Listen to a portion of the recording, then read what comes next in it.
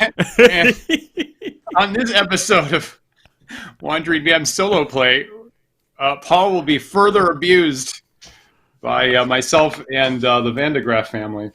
It's all right. I'm in a very, very loose mood. I have my beverage. Made myself a little Negroni, and I'm wearing this new earpiece, which I much prefer to the past headphones. But I think, Dan, as we've discussed before, the automated voice that tells me information about the headpiece itself is hilarious. Because I plugged it in, I turned it on, it said, "Device connected, battery high." It really says it like that. I don't know why. It's so sultry. Well, you know, I think I told you the last time I came up to your place. Actually, I got a lift from South Station to your place, and the gentleman driving his GPS was way low, and like about 10 minutes went by, and I'm like, wait a minute, is that Cookie Monster? Is your GPS talking to you as Cookie Monster? He's like, oh yeah, my GPS, I have it on the Cookie Monster setting, and so I go turn that shit up. He's like, let's get around, let's get through the roundabout. 1, 2, 3, turn now. Excellent. Yeah. All right. Well, great. Battery high. So to recap, this is the third session that we're playing through Classic D&D Module 01, the Gem and the Staff. The O is for one. The one is for one, obviously, and the O is also for one. A one-on-one competition, one DM, one player, and then the player gets scored at the end of a session. And Paul was finished in part A. And tonight we'll be adventuring in part 2, the staff part of the Gem and the Staff. So, as Paul just said, he's a little loose tonight, so if anybody's in the chat, he might need help, so feel free to... Yeah, William asks if Count Orlok is in my headphone. Actually, it's the Countess, which makes it even more exciting for me, personally. And now, I think I have a new NPC for 10 Dead Rats. Countess Orlok's got to make an appearance.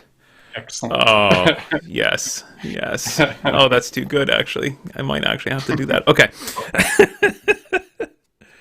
That's great. Write that down. That character must exist. There's so many good personalities to go with that character. I realize she's got to exist.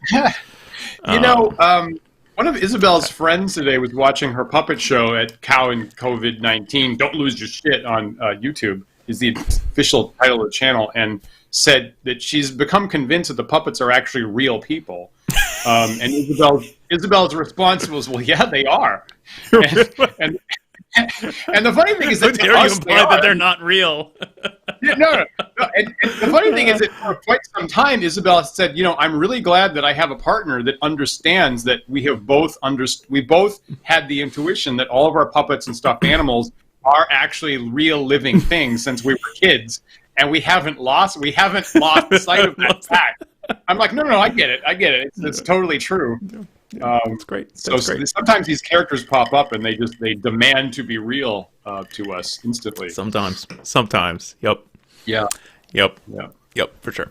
All right, so Eric the Bold is locked in a stinking pit of a cell, I see. Yes. It's a very nice graphic you have there for us. Yes. That's you looking up. That's you chained, unable to stand up. You're on the floor looking up at the grate of the cell, and you're looking at the ceiling there as an ominous light approaches the cell. You've been cast into at the end of episode 2 to great gnashing of teeth. Freaking wizards. Well, that was, again, this is Tormac that you were sent to steal his fabulous gem, and his completely inexplicable and insane puzzles did in fact capture you. Yep. So here we go. Here's Eric's background to adventure to the staff part of the Gem and the Staff. You awaken suddenly, shivering in the cold of the dungeon cell beneath Tormac's tower. It looks like you've really done it this time. Here you are, defenseless, stripped of weapons and equipment, probably about to become the subject of some unspeakable experiment conducted by the fearsome wizard himself, or perhaps you will be turned into a feeding time treat for the loathsome troll Datan, who serves as Tormak's errand boy. As you ponder these glum possibilities, you hear footsteps approaching. Soon the cell door swings open and you are face to face with Tormak. Behind him stands the troll, who holds a brazier of glowing coals and a set of red-hot tongs. No need to ask what those items are for. Regained your wits, have you? Tormak says with a sneer. You're a fool to think that you could have escaped my tower, thief. The lovely flowers in my conservatory are extremely poisonous. I have also taken great pains to ensure that my precious gem is theft-proof. I've set my traps very carefully. Perhaps now I should let Datan have some fun finding out all about you. The troll pulls out the tongs and starts towards you, a gleeful look dancing in his eyes. On the other hand, you did do rather well to get as far as you did, and if you will perform a simple service for me, I might be willing to disappoint Datan. Which would you prefer to be, my temporary hireling or Datan's new toy? Oh, well, I'll be glad to do whatever work you want me to. Perhaps you wish me to betray the very people who hired me to plunder your gem. I'd be happy to go kill those people for you. An interesting choice, but no. I have something even more fiendish in mind than that. I see. And then after this task, you will set me free? Yes, if you are successful in this one rather simple errand, yes, that shall be the deal. Is that acceptable to you? Absolutely. Eric the Bold has never asked for any kinds of terms in his past. He always just blindly accepts anything proposed to him, which is how he ends up in dark prison cells. Oh, yes! Let's do that!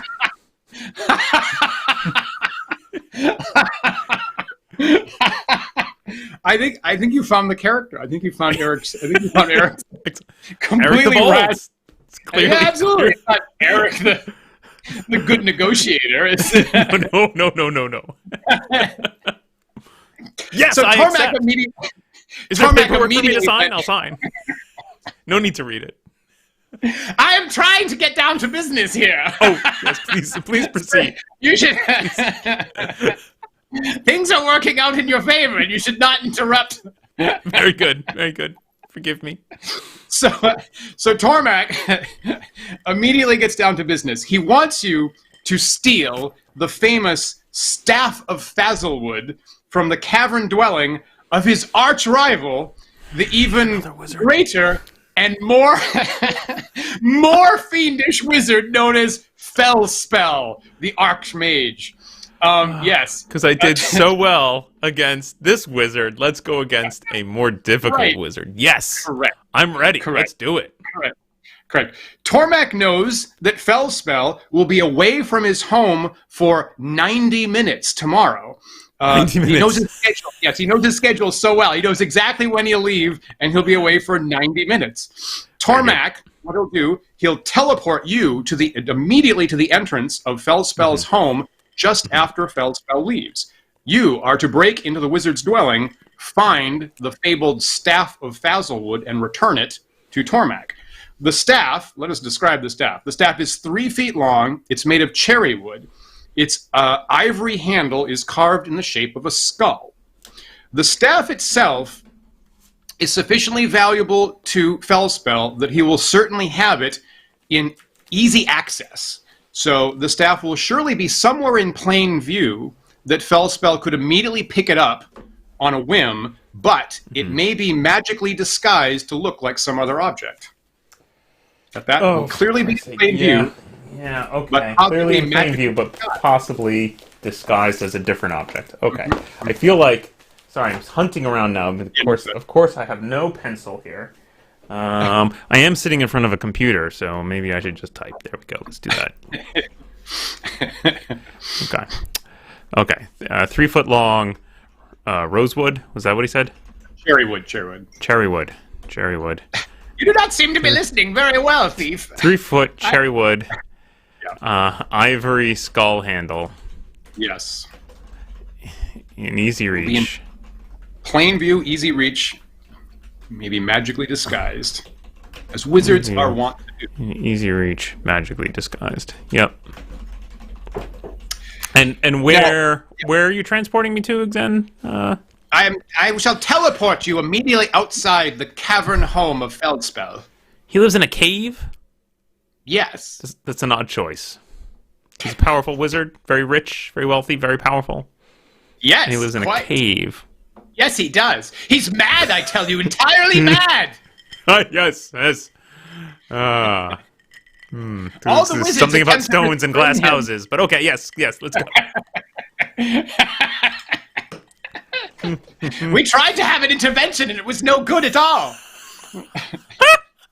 He was completely... The mad wizard He became completely unhinged. It did not go well, I shall tell you that. I won't give you the details, but I will tell you the intervention did not go well. Was Datan there?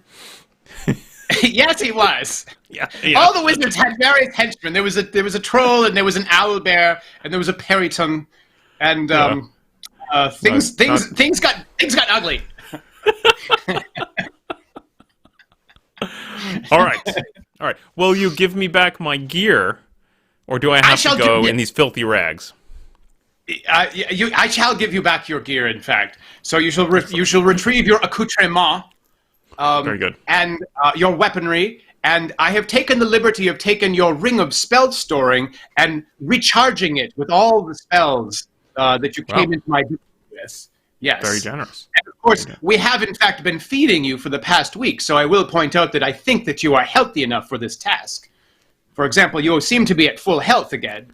Oh, of course. Well, I've had a week of rest. That's the duration one needs to get some natural healing. Yep.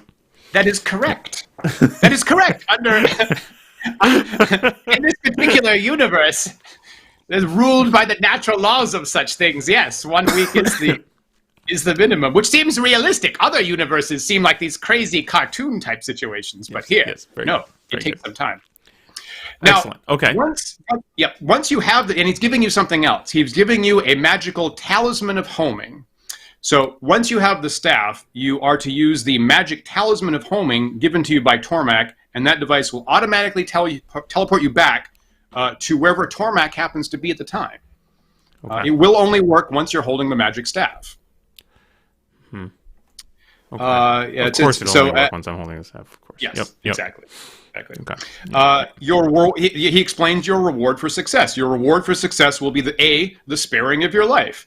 B, a small payment. C, all the loot that you can take from Felspell's home. Failure will bring death from whoever catches you first, whether it be Felspell or Tormak himself. You reluctantly agree to perform the service, for Felspell is a famous wizard. He is best known for being even more bad-tempered and irritable than Tormak. The following morning, you are standing in Tormak's laboratory. Your equipment is returned to you. The talisman of homing is dangling from a leather thong about your neck. Tormak has recharged the ring of spell storing, returned you to full strength. The wizard repeats his instructions and a warning about failure. He then begins to gesture in the air, uttering strange words. Yes, wait. I have a question for you, Tormak. Yes. Now, is Felspell known for any particular styles of magic? For example, I know you are quite good and have done a lot of research into various invisibility spells. Can you tell me anything of Felspell's powers? Oh, interesting. What an interesting question to be given. He is hard to predict. He is a wizard of great chaos, and any of the powers of a high-level magic-using type archmage may be possible. Right. Trickery is surely afoot. Very good. No help at all. Thank you very much. Magical trickery. And again, I remind you that the staff may be magically disguised as some other object.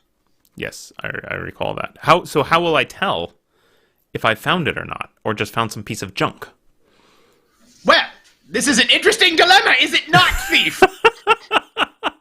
And he says the magic words. Tropole. Extrapolate, he says. And Tormac's laboratory disappears from sight. Yeah. So. Oh, God. Yes. Where's my thing here? There we go. There we go. Great. I'm very much enjoying Ash's comment here of Visions of Mage magazine with rankings of wizards by madness. Number 5 will surprise you.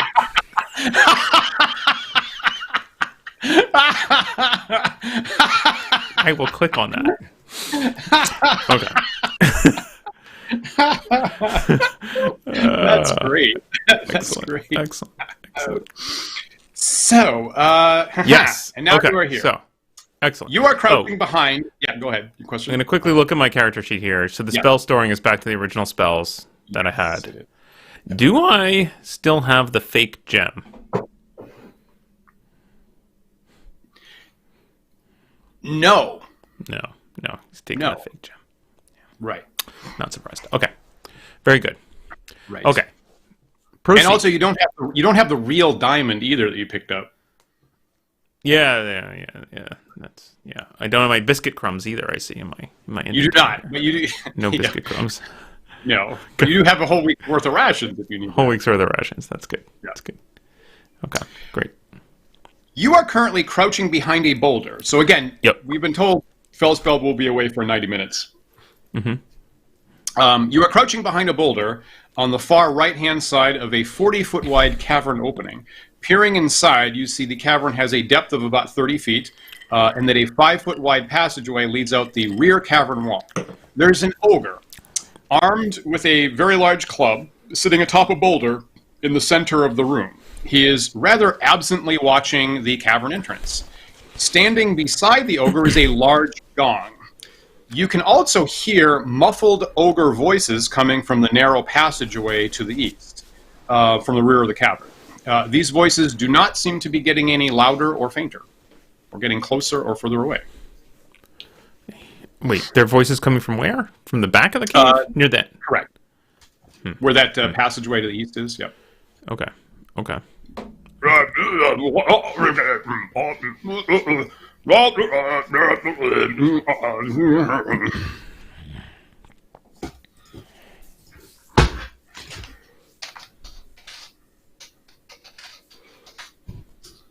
So that is your situation, and I'll be interested as the 90 minutes begins.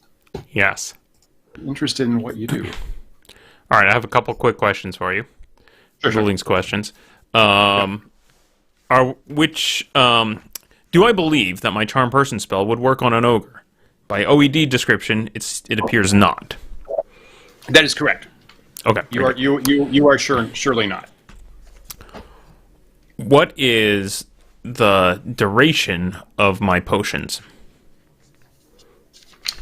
Tends to be a couple minutes. Tends to be D6 plus 6 minutes. Very good. Okay.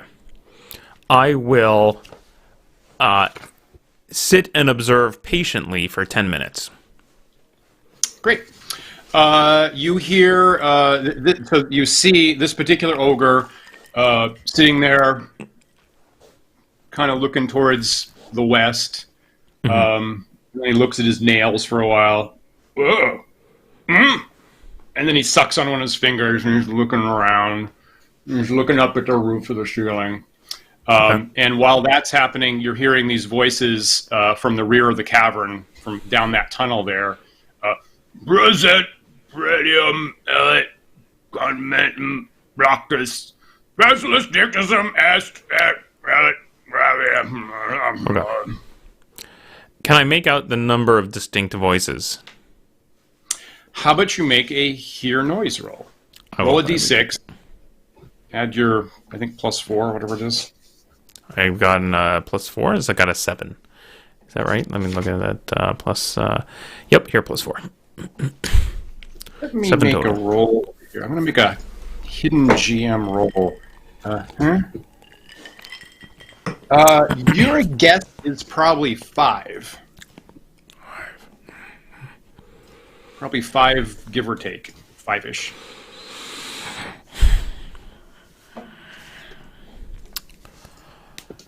I am going. Going to. Okay, here's my thinking. It sounds like there's probably 5 more invisible ogres back there, or other evil humanoids of some kind, because they have that evil humanoid grunty voice. I'm also worried about this ogre potentially hitting the gong. That's no good. I could try to tempt him out in some way to play some kind of ruse, but he'll probably just hit the stupid gong. So I'm going to drink my potion of diminution and then scurry along this wall and try to just duck back into the passageway as a tiny me. Great. You take out the potion of diminution, and it has a piece of tape on it that's labeled "Drink Me." And you swallow the whole thing, and you and your equipment suddenly shrink down to 6 inches. You're tiny. Perfect. 6 inches tall, and it sounds like you start booking it across the south wall of the cavern. Well, knowing that I have 6 minutes, I still try to be thiefy, sneakily along the wall. Yeah. And hoping that plus 6 inches tall is going to get me all the way around and down the passageway. Great. So I'm going to say that you are so small that you effectively make no noise at all. Now the question is, do you manage to get through the ogre's field of vision? So you're going to make a sneak check, and I'm going to give you +6, because you're like the size of a mouse. Yep. Okay. So my normal plus is 10, so I'm looking at a +16. Yep. So 4 higher. Here we go. Ooh, it was almost the 4. Which still would have been enough. So there you go. You find it on top of everything else, you find an opportunity when the ogre's like looking off to the north, off to the right, and kind of like humming to himself. And yeah, you lightly on teeny tiny little feet run through the cavern shadows, completely invisible to this ogre. So that worked. I should probably roll over here for how long this is going to last. Oh, up to 6 minutes. So it's D6 of minutes. I thought, okay. Actually, maybe it's D6 plus 6. That's probably... Yeah, that's what I said. Yeah, it's D6 plus 6. Plus 6. Okay, so it's at least 6 minutes. Yeah. Actually, at least 7. Okay. Go. I'm gonna write a little note here, but in real time, when your potion is depleted... Very good. Now you are here. All right. Let's see. You're still shrunken in 6-inch form. As you work your way down this narrow passage, it kind of zigs left and then right.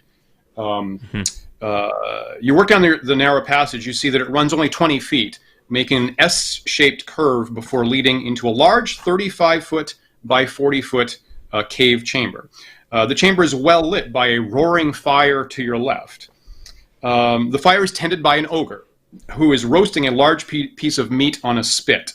3 other ogres are sitting against the right-hand wall of the cavern, drinking from cups made from humanoid skulls. Occasionally, as you're watching, one of these ogres gets up, this one here, walks over here to this keg, dips the skull goblet in the keg of liquid, and then turns around to his right and walks back and plops down here and begins drinking again. You notice that there's a passageway standing in the cavern wall directly across the room from where you're standing. Excellent. Are they like sitting on the ground, leaning against their backs against the cave wall? Are they standing? Are they? Yeah, they're sitting down. They're sitting down with their backs against the cave wall. Okay. Drinking like okay. This. And the only light source, is that of the fire with the roasting. The fire. Yep. And we have a jug on top of a big rock. Is that right? Yeah. Yep. Okay. All right. Well, I don't want to waste this lovely potion, so I think I'm going to try and hug the north wall and scurry my way across, hopefully unseen by these ogres. Great. So same thing. I'm going to now. There's more watching, so I'm going to give... and the light's really good. I'm very nervous about this pass. Correct. Right past the the fire. I agree with that. It's quite bright over there, actually. Yeah, but with them up against the wall. Yeah, I think with them up against the wall, there's no way I'm going to sneak behind them, so this is probably my best bet. Okay. So for every additional ogre, I'm going to give them a 1 pip advantage. So instead of giving you +6, I'm going to give you +3 here. Okay. Yep. I will, are they frequently getting up to get drinks? I'm going to say you're still watching, and a second one gets up actually as you're watching. I will time my scurry across to be immediately after he fills his goblet and turns around. So hopefully he's on his way back. Yeah, great. Then okay, go now. Go. Okay, all right. Okay. So based on that, I'll give you another extra +1 pip actually. So your bonus is +1. Excellent. Sorry, what's my total bonus? +4. Your total's I guess 14, right? 14. Yeah. Got to get every. Okay, excellent. That's 23. 9 + 14 is actually 23, and you do successfully sneak in your minimized form across the cavern. And just as this guy turns his back to get his sitting place back, plops down and goes, I'm a good guard. Sitting here. Nobody's getting past me. Especially not any humans. All right. Doing pretty well here. Doing pretty well. Excellent. So you've run past the 4 ogres, I will point out. Great. So the door from the Ogre Den, there's a door down that tunnel here. It opens up, and you find yourself in a 25-foot square room. The floor and the walls are randomly splotched with many layers of dry paint. There's a 10-foot high ceiling, and it's dotted with hundreds of small holes, each marked by tiny splotches of dry paint around the hole. There's a set of double doors standing directly across the room. There's a skull carved into each door, and there's 4 other skulls attached to the walls of the room, each one glowing brightly, both 2 to your left, 2 to your right there. To the right of the double doors are rows of pegs and various items hanging from them.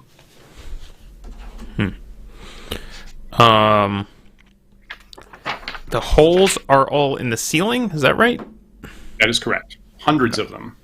Hundreds of holes in the ceiling. Yes.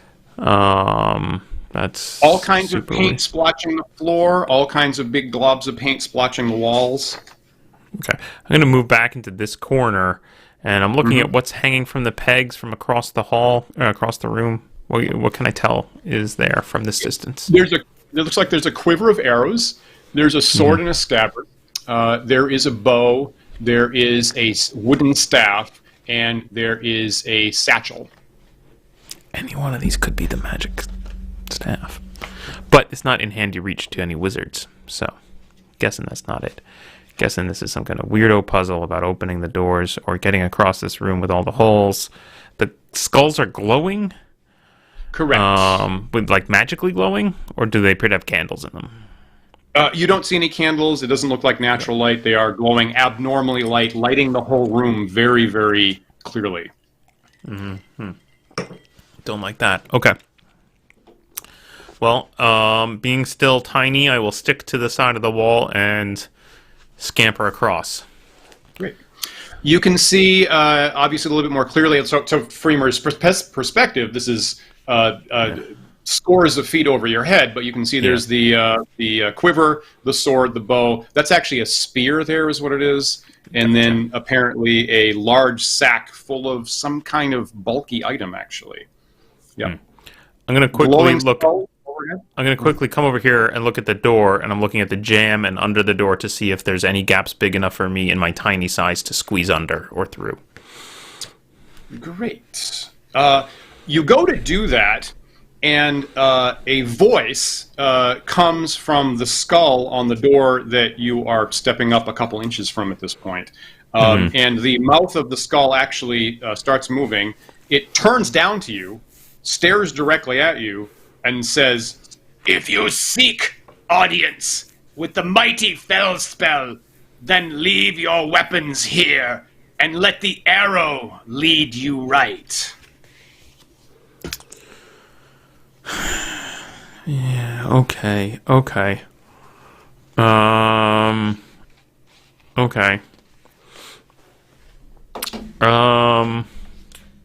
Is there a gap? I'm checking right here. Unfortunately, there is not. Okay. The door seems very well made, very stout, made out of oak, and you don't see a gap. Okay. Then I'm gonna wait the other minute or two or whatever I have left here before to grow big. Great. Takes about 3 minutes, okay. and it does wear off, and all of a sudden you feel yourself growing back to normal size, and now you are actually face to face with this glowing skull, and the weapons are in easy reach of you.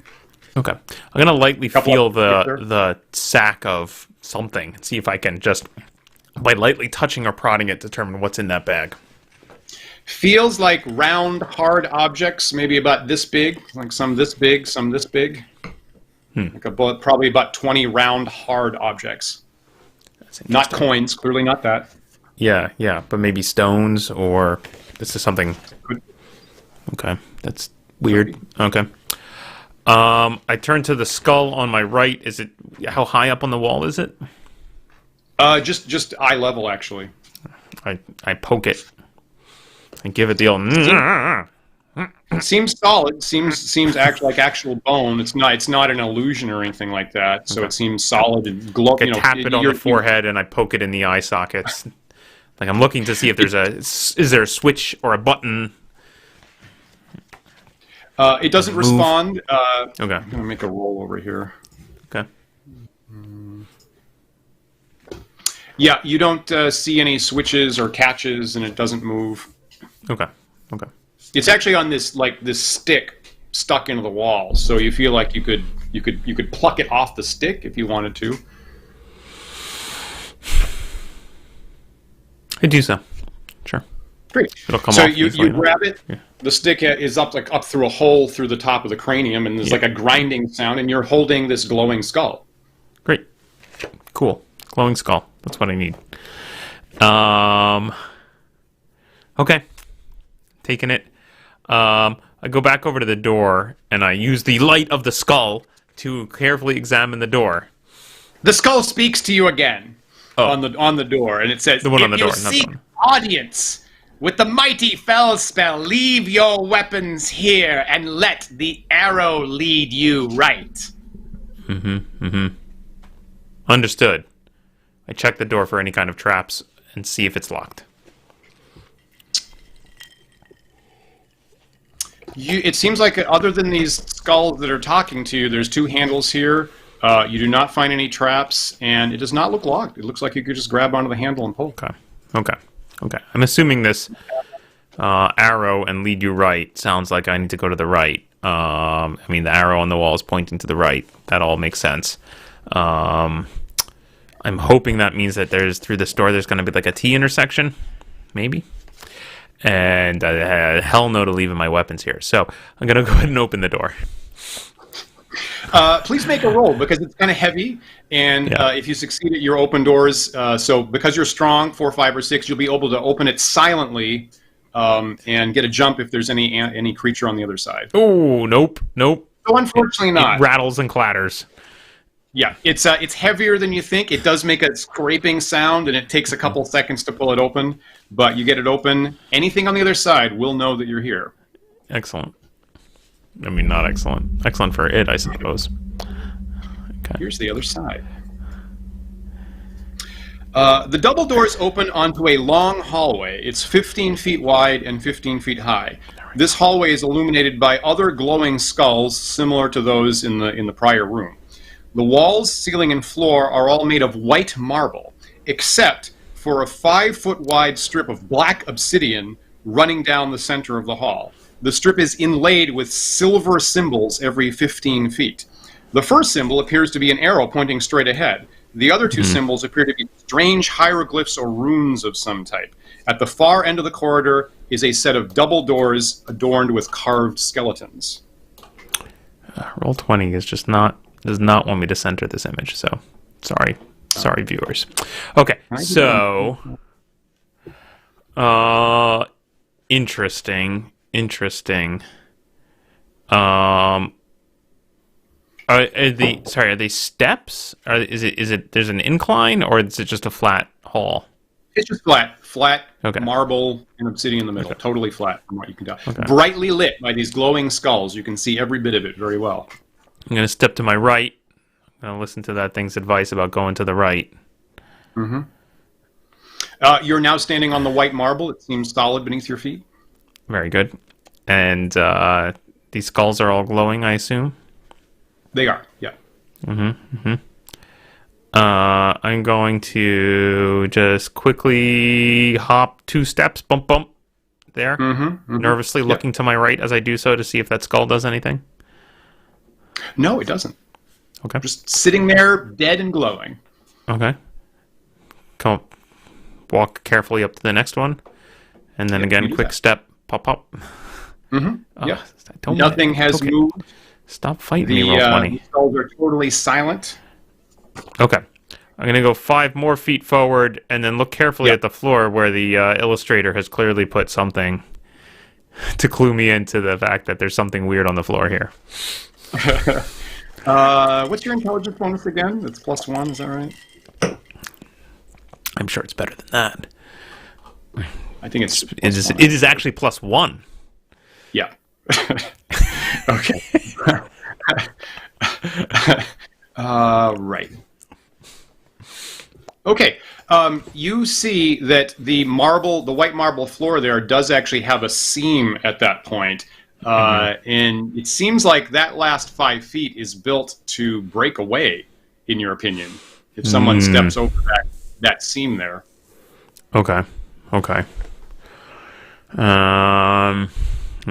That's not great. I don't know that I have. What do I have?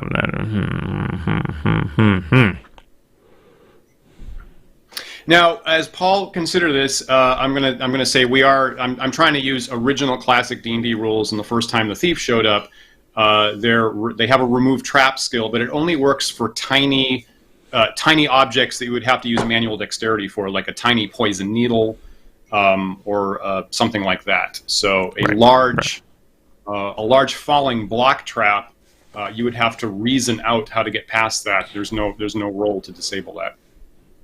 Yep. Sounds right to me. Okay.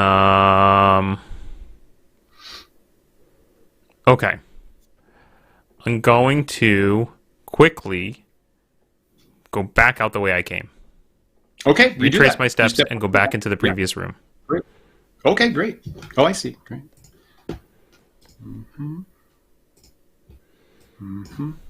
Okay, great. We're here. I pop over here. Right. Now that thing that I thought was an arrow isn't really an arrow, right? That's a you said a spear? Excellent. Right. That's a staff-sized spear. I take the spear off the wall. It comes off the hooks, yeah. Okay, great. I look here at this sword and this quiver. I'm looking for a strip of leather or a string or something. It looks like maybe the strap of the quiver or something might suffice. Can I take my dagger and cut the strap off the quiver? You totally do that. You have a strap. Okay, great. You have the strap off the quiver, and the quiver's on the floor currently? Yeah, sure. Yeah, just leave it there. Great.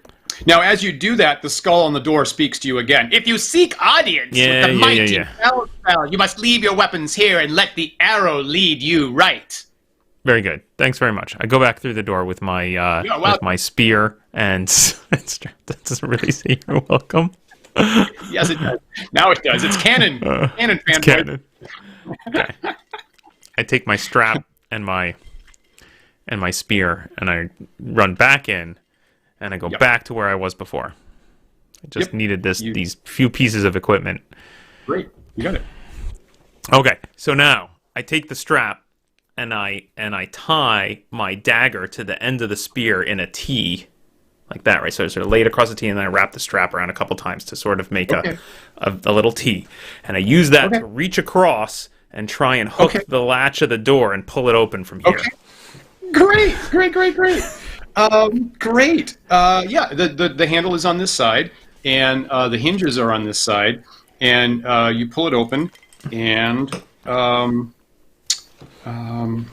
interesting. Gotta use what resources the dungeon presents. Interesting. It feels stuckish. Please make a strength check. Okay. It feels like it resists you. Come on, that was not time for a 2. Yeah. So at the moment, so that adds up to a total of 3. You need a 5. It seems to be resisting your pull. So you've hooked onto it, but it seems pretty well stuck actually. I draw it back. I retighten the strap, reaffix the strap, and I try again. Okay, try it again. Now, something bad happens on a natural 1. I'll point that out. Okay. 5. So Eric is not only the best, the most skilled thief in the city, but he's also one of the fittest, most athletic, and strongest. So with your firmly created tool there, you pull like way harder than you feel like is reasonable for any kind of door, and your tool actually does hold together, and you actually wind up ripping the whole door entirely off the wall, and there's a crash. And the hinges break, actually, and the whole thing snaps and just falls right off the wall, and it breaks in 2 pieces, and you see bare rock behind it. There is no actual opening behind that door. Okay. And if someone had walked over there and pulled it open with their hand, possibly something even worse would have happened. Like this dropping panel might have dropped below their feet to their doom. Seems likely. Okay. Okay. I'm headed back. I'm headed back out of this. Back to the room where I stole my spear and strap from. Great. Okay. I'm going back to the wall on my right here. Yeah. I'm still convinced that there's something about the right wall. Can't. Curse you, roll 20. I'll just be tiny. That is much tinier than I thought it was going to let me get. Okay. There we go. And I'm going to search the wall here for secret doors. Very good. I'm going to search the wall where the skull is, and I'm going to search the wall where the weapons are. Yeah. So this wall is you feel beneath your fingers. It's rock covered with plaster, covered with paint, covered with several layers of paint. This feels very solid. You don't see any seams. You knock on it a little bit. You don't hear any hollow points. The east wall seems very solid to you. I guess I'll go and search the west wall as well. Very good. I'm making a roll here. Yeah, once again, you are convinced this is a really solid rock wall with no secret exits. As you walk across that door there, the skulls speak. Both skulls speak in unison, and they echo. If you seek audience with the mighty Felspell, leave your weapons here and let the arrow lead you right. I searched the floor right here where I'm standing. Seems totally solid. Splattered with paint. Yeah, splattered with paint. Stupid paint. What is that? Is that a red herring? I don't know. I examined what's in this. It's a red and orange and yellow and purple herring, if anything. Yeah. I looked through the bag. Is it rocks? I bet it's rocks. It's rocks and skulls. It's a combination. It's literally a mixed bag of rocks and skulls. All right. Human skulls. Let's see. I take out my dagger and I stick it in like the quiver. No, I knock the quiver down. I figure out, let's see. I kind of just jam it into like behind the bow, right? So the bow is hanging. So I kind of just stick it behind the bow so it sticks in there. And I say, okay, skulls, this is my dagger. I'm leaving it here, like you said. See if anything happens. They don't respond. Yeah, fuckers. Of course they don't. The arrow leads you right. Like, I've looked all over the right side of the room. I looked where the arrows and the quiver were pointed. I empty out the quiver. I look inside the quiver. You spill all the arrows onto the ground. There's about 12 of them there. And you look in the quiver, and now it's empty. So you have 12 arrows on the ground. Screw you, skull. As you step there, the skull talks you in. If you seek audience with the mighty Felspell, leave your weapons here and let the arrow lead you right. I don't know. If anyone on the chat has any clever ideas here, I'm running out. I look around on the floor where I am right now. I search the ceiling. Solid. The ceiling here, again, has hundreds of holes with paint spatters around them. You don't see any way you can reach them. They're not responding to you in any way. All right, I go back through the doors into the room with the false fucking... Great. I don't see the is anybody chatting out there. So if anybody does have any suggestions, I actually do let anybody help in these situations. So you're back in the room with the obsidian path and the silvery symbols, one of which is an arrow and two of which are weird runes or hieroglyphs. Okay. William wants to know if I have any arrows in my inventory. I don't, but now I'm looking at this arrow here on the floor. This is suspicious. So I'm going to look at the wall on the right side here of this arrow. Looking at the wall, it looks like it's bare marble, the same as all the other walls. Okay. I carefully search that wall for any kind of secret door, and I search the floor as well in this 5-foot square. You go to put your hands, to trace your hands over the wall to look for seams or catches or something like that, and you're somewhat surprised that your hands just go right through it. Ah, fucking Christ's sake! Of course. Okay. Yep. Okay. So I walk through the invisible or the illusionary piece of wall here. I feel around before I do just to make sure. Is it really just like a 5-foot wide opening? It is. Yeah. Yeah. Okay. That's exactly what it is. Yep. Yeah. All right. Yep. There we go. Yeah. Screw that leaving your weapons noise. Before I go through, I go back and get my dagger back. Okay, you do that. Great. You go back. Shake my fist at the skull. The skull says, "If you seek audience with the mighty Felspell, leave your weapons here and let the arrow lead you right." Yeah. Thanks. You've already left it behind. Left it behind. Yeah, great. You step through the illusionary wall. Mm-hmm. Here we are. The illusory wall opens into a 5-foot wide corridor illuminated by 2 more of the familiar glowing skulls.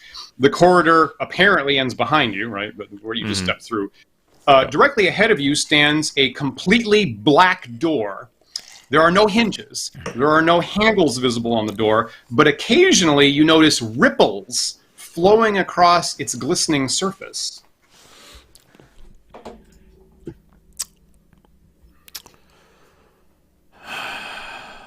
Okay, I have. I'm going back through my inventory here. I undo my makeshift tool here, so I'm writing down that I have a leather strap. Yeah. And a spear.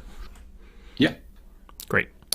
I throw my spear at the door from here. Maybe I'm not. Actually, that's probably too far for wimpy me. I maybe walk up to the skulls.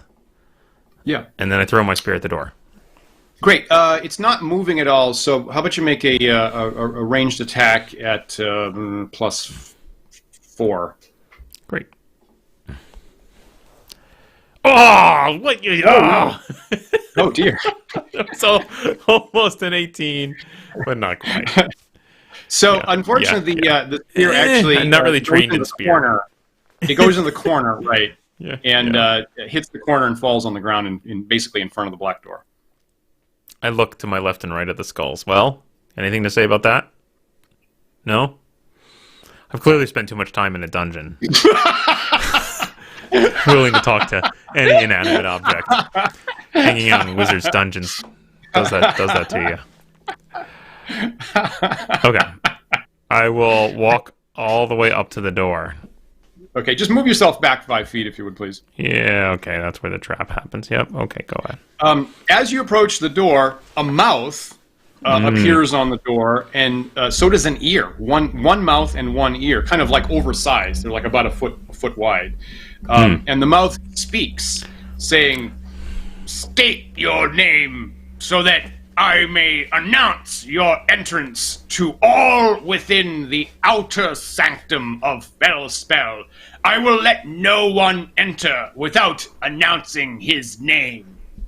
I am Torvak the Wizard. The door starts swinging open, starts swinging away from you, swinging open, and as it does so, it loudly states, Torvak the Wizard now enters the outer sanctum. Excellent. And the door is open. Great.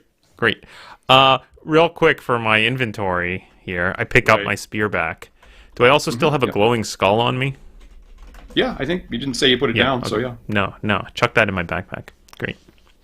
You never know when you're going to need a glowing skull. It's true. A lot of days go by, and then you need a glowing skull real bad.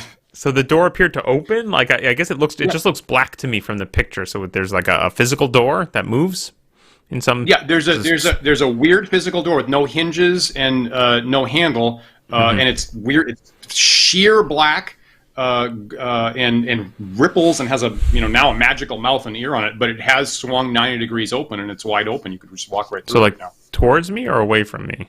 Away from you. Okay, so I can still kind of see the mouth and the ear. Correct. Okay. I go through. I boldly go through, like Eric the Bold would. That's how you got your sobriquet. Yeah. You are in a large room. It's 40 feet long by 20 feet wide. There's a door standing in the center of the walls, both to your left and to your right. There's curtains hanging along the walls to your immediate left and right, behind you, standing out from the walls at a distance of about 2 feet. So you can see there's kind of like a little structure there holding the curtains out. Directly across from the room, there's a man. He's dressed in a long black robe adorned with a gray crescent moon on the back. He stands on a stone platform with his back to you, totally preoccupied with writing runes that he's painting on the back wall of the room. As you watch him, he finishes painting one row of these apparently eldritch runes, and then begins painting a second row directly below them. Okay.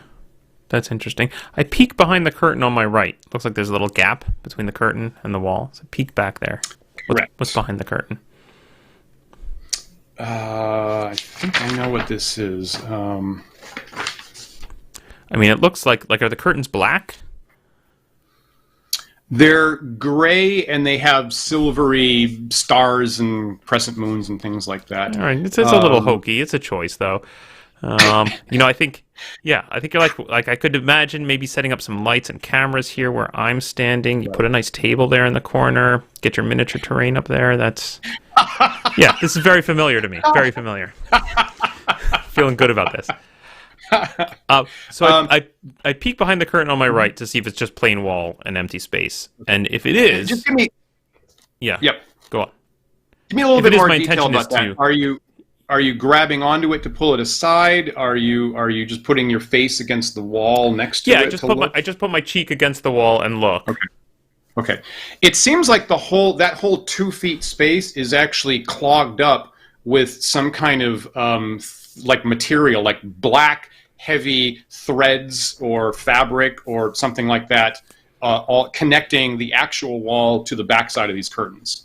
It's very thickly hung together there. See, if I'd moved too quickly, my instinct was to go sneak behind them because I'm a thief and that's what we do. Very convenient to have set these curtains for me to slink around behind. But sounds like no, it's not a place I want to be. They are full of some kind of thick, heavy, greasy, fabric-y something. It looks gross, honestly. It looks pretty gross. Well, William says the wizard is probably transcribing, I will not sneak into a wizard's tower. I will not sneak into a wizard's tower. As you do that, he has completed a second row of runes. There are now 2 rows of runes there. I'm gonna, as quietly as it, because he looks like he's distracted, so maybe I don't need the curtains. I'm just gonna, as quietly as I can, walk in a straight line from where I am to this door on the right. Great. Looks like one of these normal doors made out of oak with iron banding. Okay, I look it over to see if there's any poison needles in the latch, or see if it's locked. Does it have a locking mechanism built in? You don't see any traps on it. Looks like normal, like everything else, unless there's some really well hidden trap on it that's beyond your capacity to find right now. And Great. Doesn't look locked. Okay. Just a handle. I open the door. Great. Make a roll for me. See if you can surprise anybody on the other side. So for the mighty area. No, I can't. Hey, so no. I'm just shit. So once again, every door roll always going to be miserable for me tonight.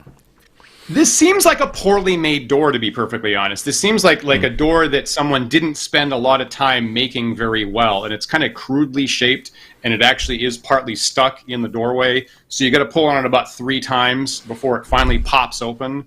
And there is kind of a notable with every pull, I look sound over my shoulder at the guy writing on the wall, like, really? At this point, he's completing a 3rd row of runes. Yeah. Okay. Oh, and there's kind of like kind of an audible scraping, like crunk, and he's still writing. Fine. I ignore him, and then go. Did the door open? It does. Yep. There is a 5-foot wide corridor behind it. I go through it. Great. Okay. There is no separate map for this encounter, is what I'm told here. Oh. Okay. You are in a 5-foot wide by 20-foot long corridor, and it's illuminated by 2 more glowing skulls. So 5 feet wide, 4 squares long, basically. 4 paces long, I guess is what I'll say. There is another plain door standing at the far end of the corridor. Oh, God. I've walked into the amazing art room again, haven't I? I walk across, carefully looking around, but walk as quietly as I can to the other side of the hall. And I check that door. Great. Checking it for trappy type things. You don't find any. All right. I open that door. Great. Make another strength check and see if you can surprise. Oh, this time. Oh, great. Okay. This time I can. You find the right. You find the right connection here. It's apparently not an amazing maze. Do you see this? Have I switched for you? Oh, I have not switched for you, sorry. Nope. Still looking at Voldemort up there. Transcribing. Oh! The door opens into a 15-foot wide by 20-foot long room. Not very large. At the far end of the room, there's a young man in robes facing you. He's reading from a very large tome and doesn't appear to notice you. You've caught him by surprise. The only other items in the room, there's a bed of straw to your left. There's a small cabinet behind the man. There's a bookcase to the far left of you. And there's an astrological chart hanging on the wall behind the young man. So you have it. You've caught you've caught him by surprise apparently, and he's leafing through this. He has not heard you, and you can take 1 action for free. So the only thing on the desk then is the book that he's reading? Yeah, he's got a large tome there, and he's got a small sheaf of papers and an inkwell and a quill. But he's not, like, writing. He is not. He's just reading right now.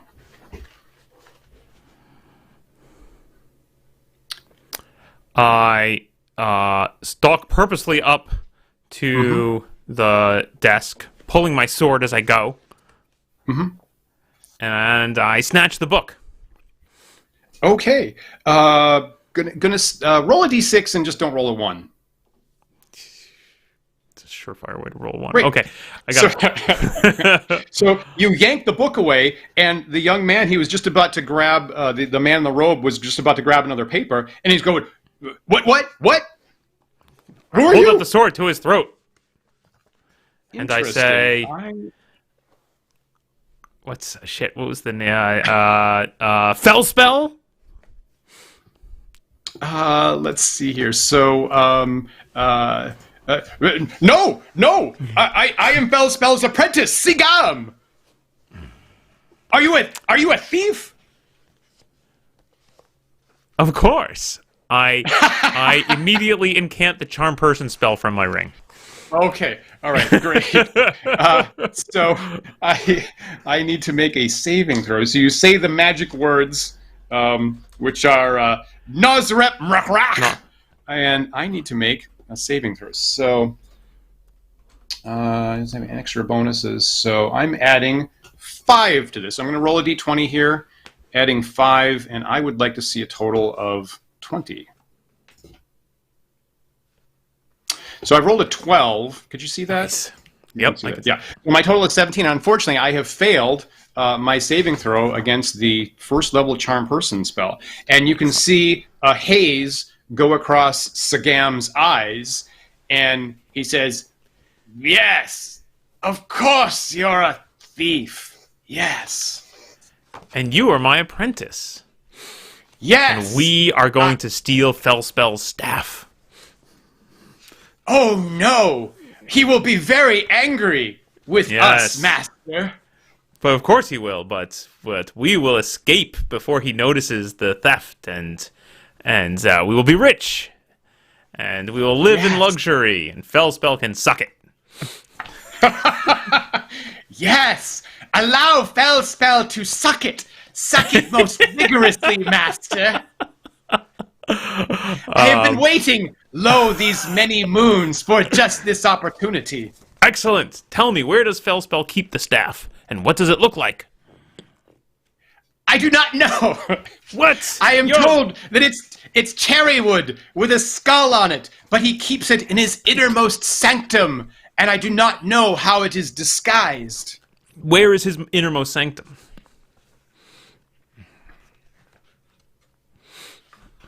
Yes, there is a hidden door behind the illusion of the man writing runes. At that exact point, there is a hidden secret door that lets upon Feldspell's inner sanctum. He has never let me in there, but I have seen him pass through the wall at that point. Excellent. All right, here's the plan. You are going to go back to... I'm trying to remember now. Shoot, I should have drawn a map. Let's see. You're going to go back into the hall and wait by the illusory wall that leads out into the room with the arrow, so that you're almost out of the cave. Okay? Yes. I'm gonna go sneak into Felspell's inner sanctum and steal his staff, and I'm gonna come running out. And then when you see me coming, the two of us are going to run by, and you're going to tell the ogres not to attack us on our way out, okay? Yes! An excellent plan, my master! Allow me to serve you most scrupulously. Excellent. What spells do you have memorized today, apprentice? I have memorized several spells. One of them is a spell to force other people under your own mental powers. It is known as the Charm Person spell. A mighty spell against those of weak minds. That doesn't work at all. Look, can you make me invisible? No, I cannot. Darn it. I do not have that power. Darn it. All right, we're sticking with the plan. That's my plan. I caution you, if you were to turn invisible, the room with the holes in the roof would pour paint down upon you, and you would immediately become visible. That explains the paint. Okay. Well, fortunately, I was not invisible. I was just very small. So, what about the thing about not bringing any weapons? Is there anything bad going to happen to me if I'm walking around with weapons? Oh, of course not. It is a ruse to fool the absurd. Of course. And what's down the other door from the room with the illusionary man drawing on the wall? It is a false door. There is nothing but bare stone to confuse the unwary. Excellent. Okay, we're sticking to the plan. You go wait by the illusory wall. I'll be right out with the staff, and then you're going to help me get past those ogres. With whatever. Yes, Master. I warn you, Feldspell shall only be away for. And he looks at it. He actually has a time. He has a sand glass down behind the desk. He looks at it. He says, 22 minutes. Excellent. Great. You go wait. I'm taking this, and I grab that timer so I can watch it. Go. This is the plan. Let's go. So and you might go back. Real quick, you might want to change your color to a slightly lighter color because your dice are a little difficult to read. Okay. They're a little dark. I do that if I need to write, if I need to draw a dungeon, like it shows up as an dungeon drawing color. Okay. But I can do doubt, that. I doubt our viewers can read that 12. Okay. But okay. Let me just a bit of advice. Is that better? Is that good? I don't know. You have to roll a die. Oh, that was a GM. Sorry, I did a secret GM roll. Oh, that's perfect. Roll like that every time, please. Perfect. This is great because just keep that one. No, it's out of my system now. It's out of my system. As we go to the climax with the big wizard, and I can only fail on a 1. It's out of my system. I feel really great about this. There's no way I'm going to do this twice. Great. Okay, I boldly walk through the illusory spellcaster here. All right, I got to do 2 things here. So, item 1, Sigum takes off to the left, and he walks up to the door, and he says, "Sigum, the apprentice, passes." And the door opens up, and then it closes behind him, and he takes off. Secondly, when you come out, there's currently 6 runes. There's currently 6 runes painted on the wall. And as you take that first move, right, that first move up the stone platform, you run into an invisible barrier. Oh. What? Sigyn, you didn't tell me about an invisible barrier. I feel all around it. Well, I still curse him. So it feels like it goes off to your left, but actually just 2 feet to your right, you feel the edge of it, and you feel like you can just walk around to the right. Yeah, that works. That actually works. Yeah. Okay, do that. Try not to completely overlap the illusion, though. I think I can. Great. Well, that's pretty clever. Pretty clever there, Felspell. I'm going to go back and remind myself what spells I have left here. Detect magic missile, knock magic. So you walk into that part of the wall, and it actually is solid right in the middle. But you can feel you feel a wooden door hidden by an illusion right in the middle where that. So you walk through that guy actually. So having walked through that, he's an illusion. Yeah, he's an illusion. But there's a in the middle. Okay. There's a hidden door hidden by illusion. Yep. Okay, I'm going to attempt by feel alone, feeling around the door to try and figure out how to open it. Feeling around for latches and locks and etc. to try and just determine how one would go about opening it, knobs, what have you. And once I figured out how to open it, I would like to open it just a crack, just barely enough to peek in. Okay. So you find a handle. You find a handle that's illusory, invisible. But you find a handle. Make a strength check to see if you open it without making a sound. Okay, got a 5. So you totally feel it pulling in your direction, and you feel it open. The man is about halfway through the 7th row of runes. So you're actually in the same space with him.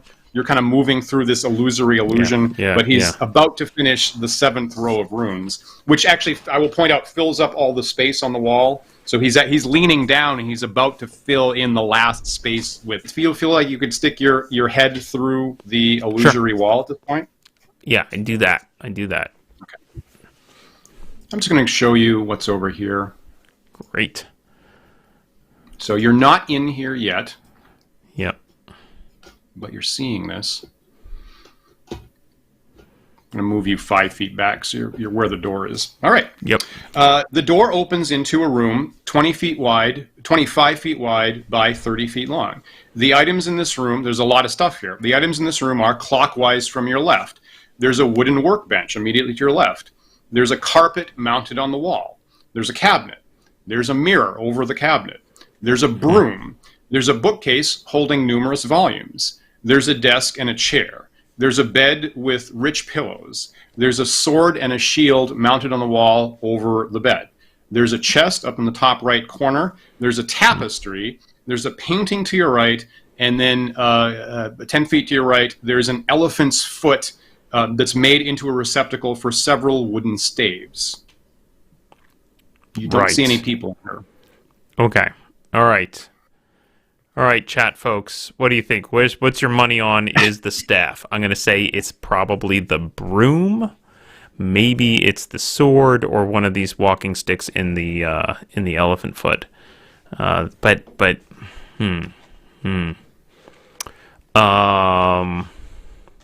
great. I am going to cast my detect magic spell.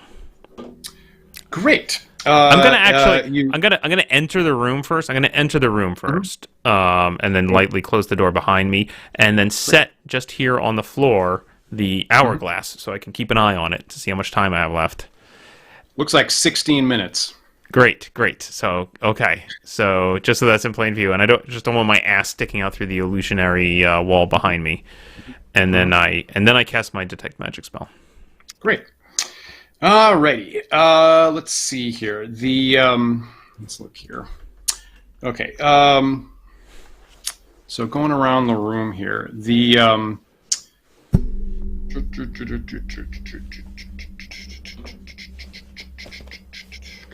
okay, so the carpet is not magical. Some of the things on the workbench to your left are like dimly magical. So some of the things in the flasks and vials, minimally magical. The broom is magical. The mirror is magical. Let's see here. The shield is magical and the sword is magical. Let me see here. There's this, there's that. The tapestry is normal. The painting is not magical. The staves in the elephant's foot are magical.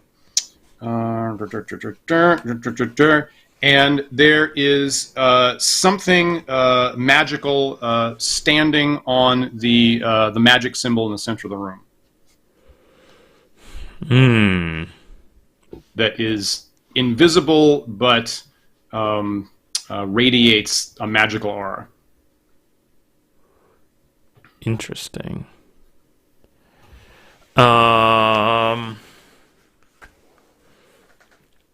All right, so friends in the chat think that probably something vaguely the same shape as a staff sounds reasonable. We did have the clue about it being at hand, right? That's why I go for the broom, right? That's something you use all the time. No one's going to think twice about it.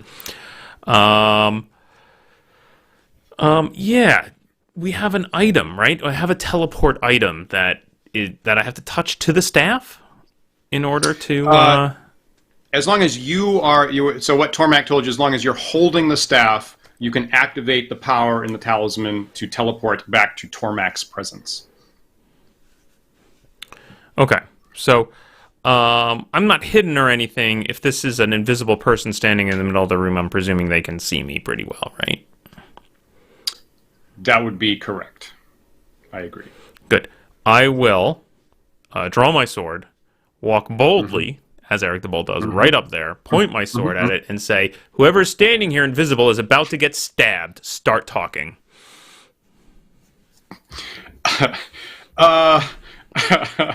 Interesting. What's your charisma bonus? 0. 0, okay. That's why you're not great at negotiating, apparently. Okay, so I'm going to... 6. Rolling 2 dice over here. Okay, so I'm rolling 2 dice for a reaction roll, so higher is better for you, I will point out. Yeah. All right. Higher is better for you.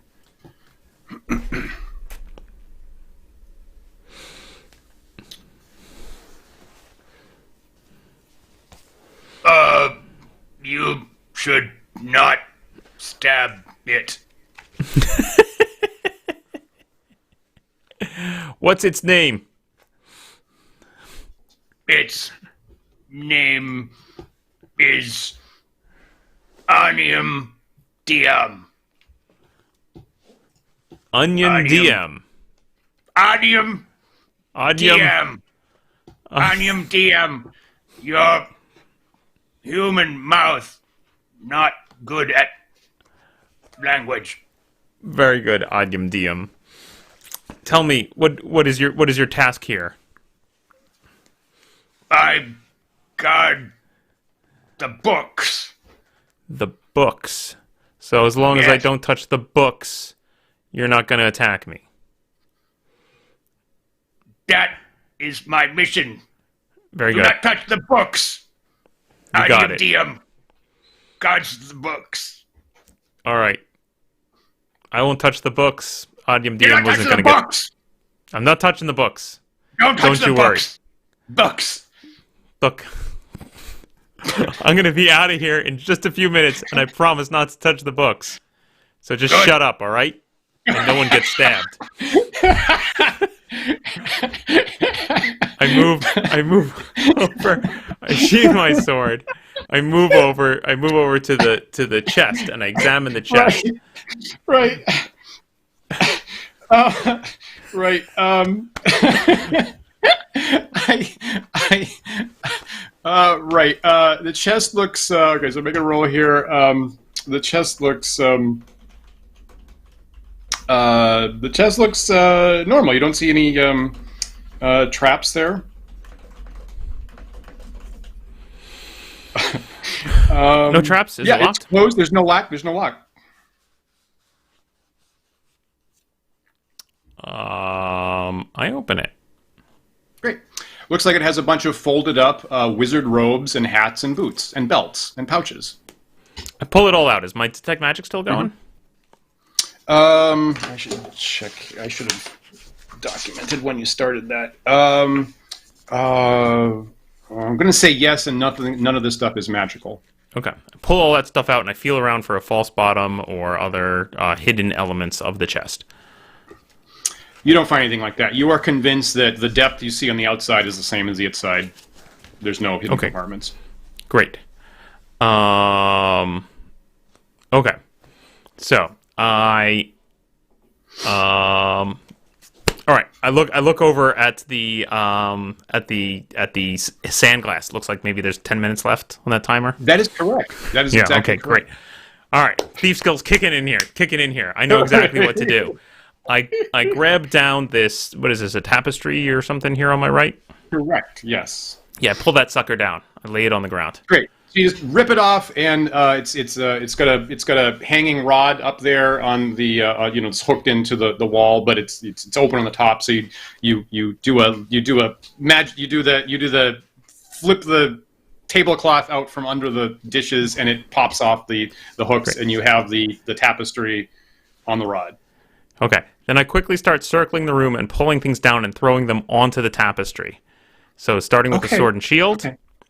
Okay. Come around. Something bad happens with the sword and shield. Very good. When you grab the sword off the wall, and you're about to reach for the shield, but you don't have it yet. You've grabbed the sword off the wall. An amazing transformation comes over the sword, and it turns into a staff made of wood that apparently has a bone skull on the end of the handle. Awesome. I chuck it onto the tapestry. Great. Does it turn back into a sword? It does. Interesting. I grab down the shield. Yeah, you pull the shield off the wall, and in your magical sight that's still going, you can see that it's magical, just like the sword staffy thing. You throw that on the tapestry. It does not transform, though. It does not. Okay, great. And come over here and grab the broom. Yeah.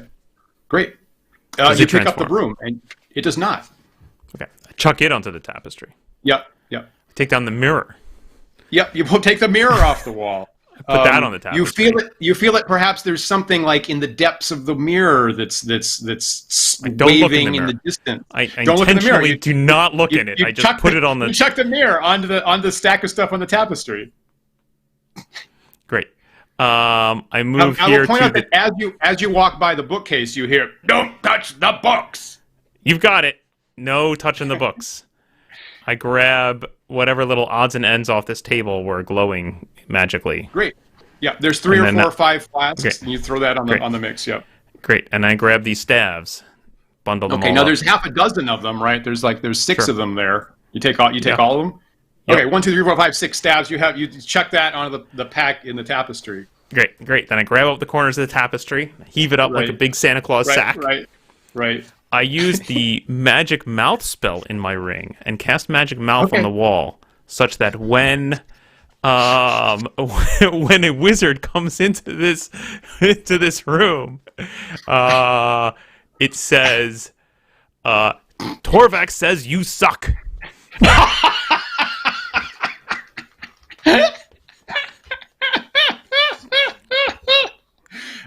You hear a voice from the center of the room go, Yeah, that's pretty funny. He does. Excellent. Great. And then with my bundle, I take out the thing, the magic. I have a scroll or something that's going to teleport me out of here. It's an amulet on a leather thong around your neck. It's an amulet. Yeah. And I say, "Go, take me home." And the Felspell's inner sanctum. You've got about 6 minutes left on the timepiece there that you leave on the floor. All of existence disappears around you and turns to all blackness. You feel as though your insides are turning inside out in a dimensional fold between universes. And there's a moment when you're slightly worried that you're either dead or ripped apart or thrown into limbo. And then existence starts to come back on you, and you find yourself back in Tormac's laboratory at the top of his tower, and he's behind his desk, and Datan the troll is standing next to him looking over his shoulder, and they both gasp. And Tormac says, I stab him! Are you serious? I stab Tormac! Really? Yes! Really? I Okay. Tormac. All right. Oh, shit. Okay. All right. You catch him by surprise. He didn't expect you to come back. You catch him by surprise. You get a free action. Datan is there, but you get make an attack roll at +4. Oh, man. This is not what I expected. Where's my... Couldn't Sorry, resist. I gotta get the stats. I gotta get the stats from the other session. Sorry. Got it. Right. Okay. It's happening. It's on. So D20 attack. Nat 20! Oh no! Ah, damn it!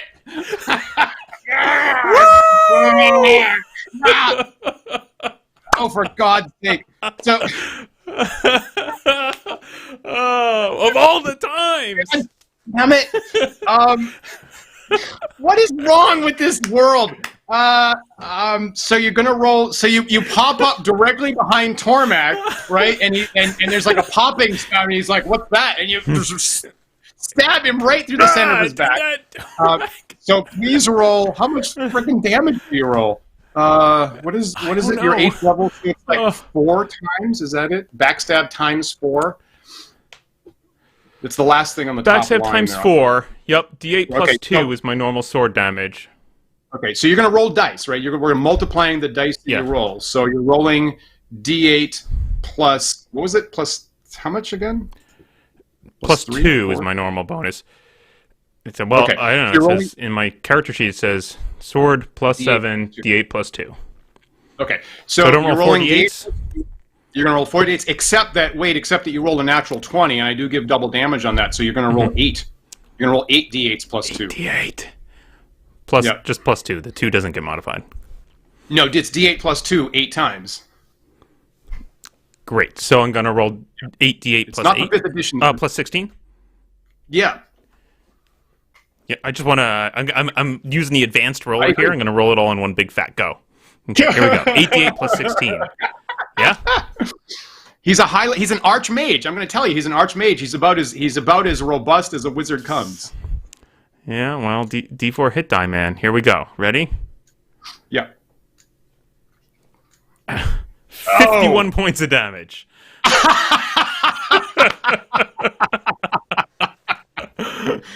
Oh, man. Oh, snap. Oh, friggin' snap. Okay, so what do I do here? So you've exceeded his hit points by 11, 13. So I make a save versus death. His level is 14, so I'd add 14, but I'm going to subtract 13. That's only 1, plus 4 for the death save. So I'm adding a total of 5. To this death save. Holy smoke, man! Rolling here, adding 5. He's immediately extinguished. So you run your sword directly right through his heart. His heart's blood pours out all over his work, his tomes and his papers and his potions. He's just like, ah! And everything is ruined in a splash, a gush of magical wizard's blood, and he slumps over his desk, immediately destroyed. Datan is standing there, hulking over you. He's about 8 feet tall, and he's like, what? What do you do next? Okay. Run. I'm still holding the sack. What's your move rate? Okay, now I'm using the My normal move is 12, but I am holding a sack full of magic items. That's true, but you're pretty strong, so I'm not gonna count that right now. Probably another time I would. So I'm using the original D&D pursuit rules now. Oh man! Chat wants me to press my luck here, but no. I know that I pulled off something amazing just there. If I can make it out alive, I have owned this module. I think. This never happened. I'll say that. This is not okay. So avoiding monsters. Now in original D&D, monsters automatically attack and pursue any characters they see. Great. There's this. Okay, so moving around a corner is good. Moving through a door is good. So you're here. I'm gonna show you this. Oh God, where's the player ribbon? Sorry. You're here, right? So you run out that door, and you are running through the conservatory. You're on the south side right now, and there's all kinds of interesting fruits and flowers that perhaps you'd like to investigate there. And there's something flittering around. I ignore it all. Beeline. I'm running full speed to get the fuck out. You on a 1 or a 2? Okay, so all right. So I'm going to roll a die here, and if it comes up a 1 or a 2, Datan continues. He doesn't actually. Okay, so apparently he's stunned. He's sufficiently stunned by that, according to original D&D here, volume 3, page 12. He doesn't continue through the scary conservatory. Actually, so you run down through the traps of Tormak's tower. You get all the way down to the bottom. You sneak through the room with the stone giant, who's currently napping. I will point out. Apparently, he just had a large meal, and he's currently napping. Excellent. You run through that. You get to the wooden drawbridge. I'm going to ask what you do at this point. Great. I fish the broom out of my pack. Okay. And I sit on it, and I go, let's go. Giddy up. Come on, be a broom of flying. Come on, you know you want to be a broom of flying. It takes off. Yes. It takes off, and you fly up over it. You fly up over the drawbridge into the morning sky as the horrible river hydra lurches up over the drawbridge and with its head snapping, its 8 or 9 heads snapping into the air as you fly up into the sky on the broom of flying. That's exactly what it is. Yes. Yes. I guess I go find a new city to live in.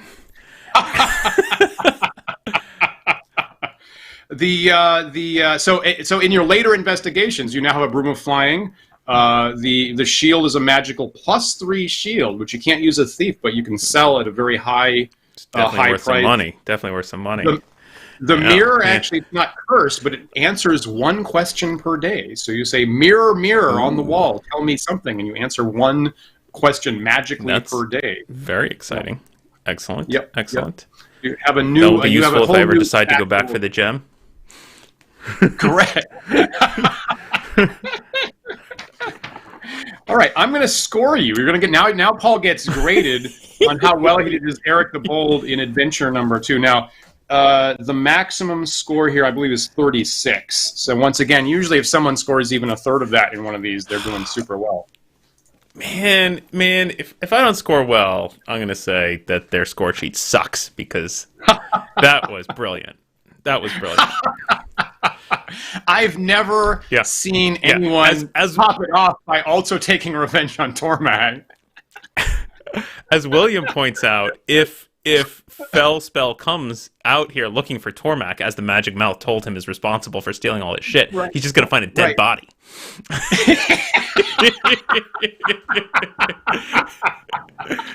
Brilliant. That's like a great murder mystery. That's like a great great heist mystery ending. That's brilliant. That was rolling in 20 right at that moment. It was like, what? I was like, you're joking, right? You don't actually want to attack the wizard right now. Holy crap. Okay. Honestly, it comes from our outdoor spoliation game of years ago when I got that Gaius spell cast on me, and back then my whole plan was I'll do exactly what they ask, and at the end, you're dying. Right, as soon as I fulfilled this, then I kill you. Paul has developed an anti-wizard stinking wizards. You get me once, then you die. Can I promote our show on Sunday? Deus thinks that I may lose some points here for having left a witness. I did say that my name was Torvak. Hoping that helps me out. Yep. Right. You were consistent. You were consistent about that. Yeah. His apprentice is sitting there waiting for me to come racing through, though. Right. You're right. Though maybe suitably ashamed of his. Yeah. Yep. Okay. I really like Go how ahead, you Dan. used Sorry, him. I keep distracting you. I really like how you used him. That's fine. So, the scoring likes it if you distract the ogres at the start. So you didn't get 2 points of that. You got 1 point for getting past the ogres undetected. Okay. I was happy. I felt like the Potion of Diminution was one of the best items I had, and I didn't use it at all the whole first session. And I thought let's use it. Why am I saving this? Go. Great. And I will point out, again, as you were balancing last time, the mundane guards versus the baffling magical traps. Actually, those ogres were the only normal mundane guard there. So it was actually your instinct was good on that. That's been to distract them. Okay, sure. Yeah. A couple different ways. You could do that. Okay, so the antechamber, moving directly through without leaving your own weapons behind. You left the dagger at 1 point, but you kept the majority of your weapons the whole time, so I'll give you a point for that. In fact, I took some. Took a spear. Right, yeah, okay, right. Right. It was a profitable exchange. You're right, great. I agree with that. Now, in the hallway, following the clue to find the hidden corridor behind the illusory wall, that's worth the most points.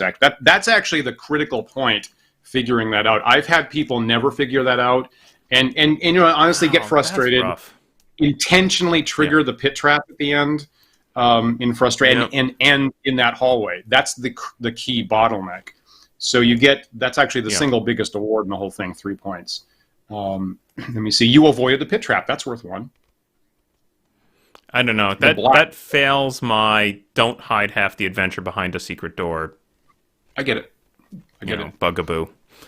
Yep, I get it. Yep.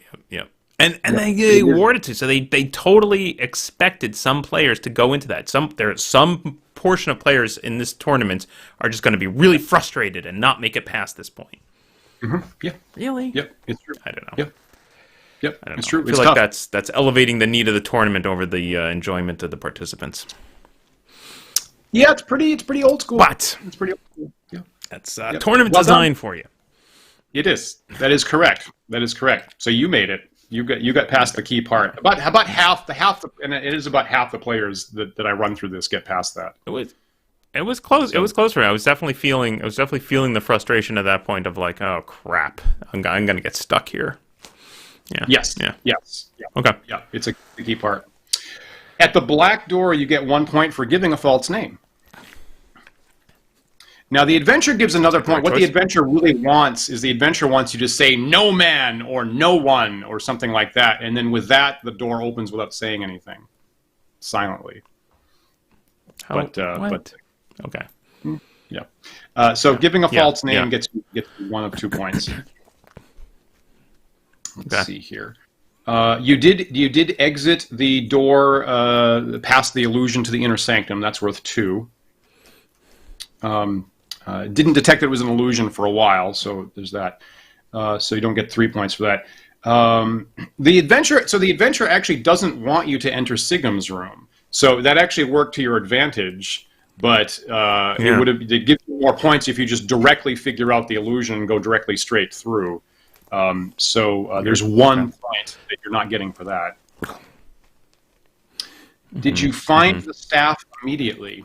Okay, so there's different bonuses here for finding the staff immediately or finding the staff eventually. The sword was the first thing you grabbed off the wall, right? Yeah, the sword was the first thing you grabbed. I mean, admittedly, my strategy at that point was to take it all and and sort it out later, right? My thought was, one of these things is the staff. I don't care if I have it all. Yeah. But dumb luck that I picked the sword first. I don't know. 10 points. 10 points for getting the staff immediately, and an additional. The last bonus here is leaving the dungeon with the staff by means of the Talisman of Homing before Felspell returns. 10 points. Great.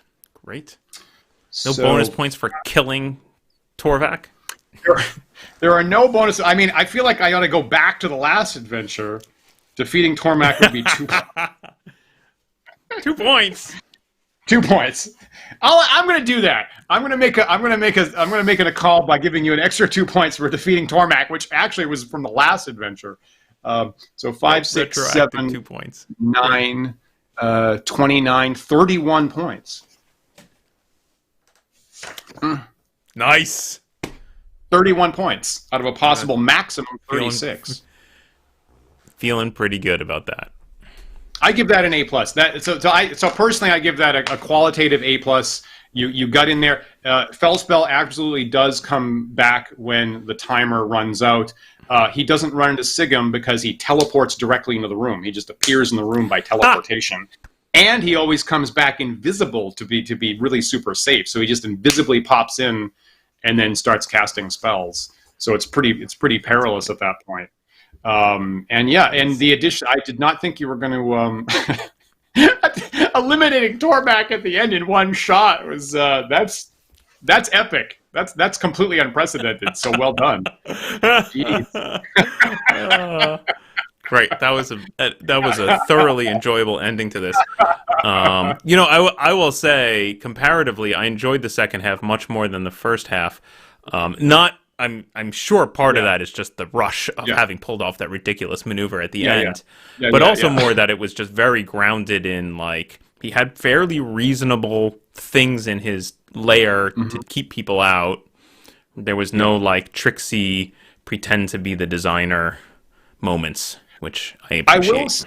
That's interesting here. I will say that I've seen, like, you're right, that middle part with the illusory wall, if someone doesn't catch on to that, they do get frustrated, and I've seen the adventure end at that point. And then the second part is their least favorite part of the 2-part sequence.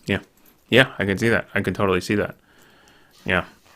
And that was, I'd say, the weakest part of the experience for me was that moment of like, I just gotta figure out where the hell this point to go forward is. Yeah, and that's your moment of like, I've written a clever clue, figure it out. Right? It's true. Much more exciting to sneak into the room and deal with the invisible guy. That was super fun. Talking to the apprentice. That was great. Good stuff. It's interesting. It's good to have. It's nice to have opportunities to to interact, right? To what people call role play. Sneaking past the ogre, trying to figure out how to pass sneak the ogres was I like that. Yeah. I like that a lot. Cool. It's tough. Yep. It's tough when you're a thief because like you have like only a couple of things really, right? Without all the magic items, I'd be like, I guess I hide in shadows and move silently, and hope for the best. So I think the magic items really make it interesting. Yeah, and it was, and that was that was with some risk because even with the bonus I was giving you, you could have failed it, and the ogres totally do pursue you deeper into the lair. So you actually you don't get away from them for free just for running either. Yeah. I definitely had my eye on the clock once I drank that potion. I was watching. Gotcha. How much time do I have left? Okay, go. Yeah, go. I was honestly a little bit worried as you started narrating about how I watch carefully and watch them move around and take drinks. I'm like, I don't have time for that. I don't have time to be. I'm only small for a couple more minutes. Yeah, really good instinct. I will say I actually almost rolled the max over here. So it is the classic thing is D6 plus 6, and I did actually roll 11 minutes. So I wrote down a timer here of when it was going to go off, and you had almost the maximum amount of time. But you're right. You need to push forward. You need to move that again, right? So I run these turns as 1 minute, like they were back in Chainmail, and I feel like it gives that tension. Very quickly later, a lot of people interpret that as 10 minutes per turn, and then that would have been 2 hours of time, and then the tension isn't there. So I kind of like those things having a fairly quick moment. Out of curiosity, does the original printed pre-gen character that comes with the module have some means of becoming invisible? Because it seems fascinating to me. There's a whole trap to disrupt invisibility, and a character who doesn't have the ability to become invisible. I'm pretty sure the answer is no. Where's the text here? Weird. I wonder if that's an oversight or just really clever, because it's very clever to have a trap to spoil invisibility. Right. I kind of like that, right? It seems it seems like nice verisimilitude of what the wizard would be worried about. So I have kind of liked that, but I think that as far as Eric goes, it's a little bit of a red herring there. So let me see. So it either invisible or gaseous. So either invisible or gaseous launches the paint trap. I'm not sure how that would affect a gaseous person. Yeah. Oh no! There's paint falling through my gaseous form. Right. Yeah, good point. I don't know. Maybe there's an alarm or something like that. No, Eric doesn't. No, the only modification that I made was in the Ring of Spell Turning. He's got ventriloquism, which I don't have in my rules. That was a later spell, so that's what I exchanged for Magic Mouth. Excellent. Well, I was happy to find an excuse to cast Magic Mouth.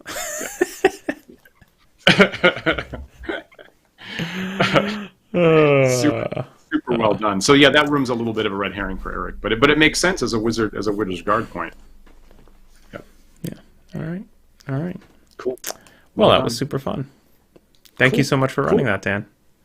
Thank you for playing through it. It's one of my favorite adventures, and it can be, these puzzly magic things can be frustrating sometimes, but it is, the stakes are real. The stakes are very real, and people can just fall flat on their face on it.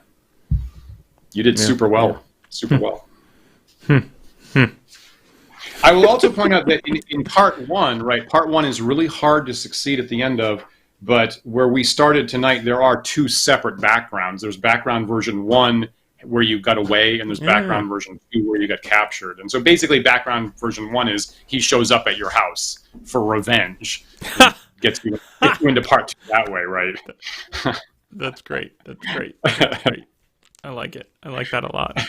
Well done. Yeah. Okay, good job, writers, on that one. I appreciate that they allowed for possibly succeeding in the first one. Absolutely. Yeah. All right. Well, I think I'm gonna wrap up the stream here. I'm gonna turn this off. Thank you everyone for joining us, and what turned out to be very exciting conclusion to our O1 Gem and the Staff. We'll have to figure out next week what to play. We got a few options, so we'll find something good. Let me mention our other shows, actually. So Paul's running 10 Dead Rats on Thursday. I've got another Book of War war game on Saturday night, if Isabel and I aren't divorced at that point. And then may I suggest, Paul, that on Sunday we should perhaps have a therapy session about wizards and their modus operandi, and how best to interact with them. So perhaps Sunday we should have a chat about wizards for an hour. I think that's an excellent idea. I look forward to talking all about the wizard class. Great. Me Excellent. too. Great idea. Yeah. All right. So hope you guys can join us for some of that. And we'll see you in a bit. Stay safe, stay healthy. Have a good night, everyone.